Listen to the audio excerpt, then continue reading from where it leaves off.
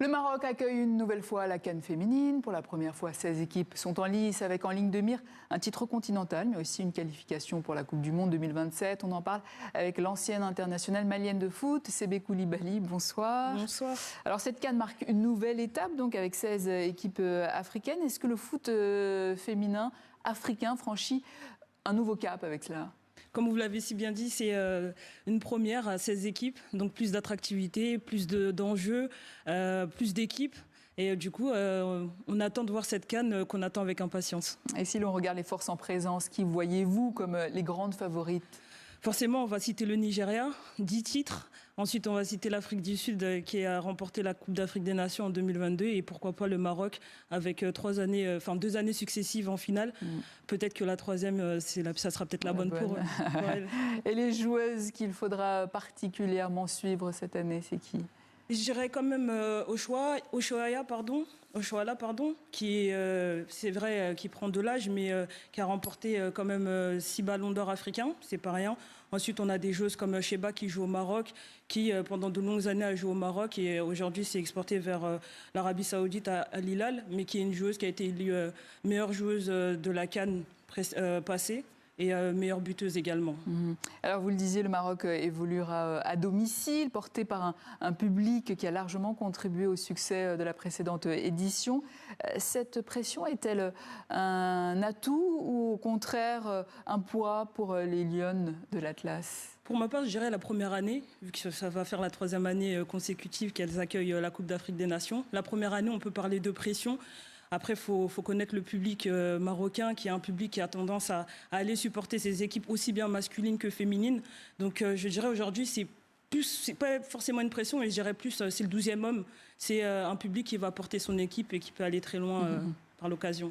Alors la CAF a annoncé une hausse importante des primes versées aux équipes, notamment à la future championne. Est-ce un signal fort pour le développement du football africain féminin ? C'est vrai qu'on est encore loin des salaires des hommes, très très loin.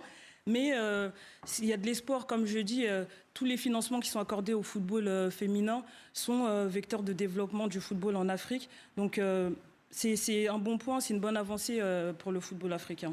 Et vous qui avez porté le maillot du Mali, en quoi le football africain féminin a-t-il évolué ces 10 dernières années par exemple ?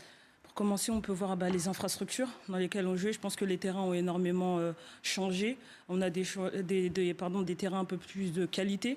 Ensuite, on a des joueuses qui avant jouaient beaucoup dans les pays, dans les pays dans lesquels elles avaient grandi. Aujourd'hui, on voit beaucoup plus de joueuses s'exporter vers l'étranger.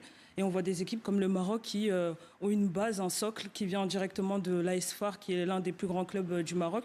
Donc voilà, c'est des joueuses aujourd'hui qui peuvent prétendre à une carrière de professionnelle. Contrairement à avant où on devait avoir le double projet ou avoir une vie professionnelle à côté.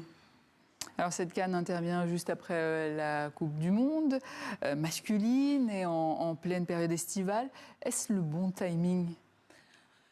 Je dirais que ce n'est pas forcément le bon timing parce qu'on peut avoir un essoufflement médiatique. Les gens ont tendance à partir en vacances, sachant que les matchs de la Coupe du Monde, il faut le dire, il y a eu un dérèglement par rapport aux horaires des matchs. Donc c'est pas forcément un bon point, mais après, je dirais que on va rester concentré sur la Coupe d'Afrique des Nations. Il y a quand même 4 places à aller chercher pour la Coupe du Monde qui arrive en 2027. Donc on va rester focus sur la CAN féminine quand même. Et si vous deviez citer une équipe surprise ou une révélation, ce serait qui selon vous cette année ? Parce qu'ils nous ont surpris dans la Coupe du Monde des garçons, je dirais le Cap-Vert qui fait sa première apparition aussi chez les femmes. C'est une fédération qui est en train de développer et qui a un réel projet de développement de son équipe féminine comme masculine. Donc pourquoi pas créer la surprise, même s'ils ont eu un résultat assez mitigé face au dernier match face au Maroc.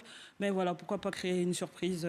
C'est déjà historique le fait qu'ils soient pour la Coupe d'Afrique des Nations qualifiée. Donc pourquoi pas créer la surprise. Allez, pourquoi pas, c'est votre pari. Au début de la compétition dimanche, donc au Maroc. Sébé Coulibaly, merci. Ancienne internationale malienne. Merci.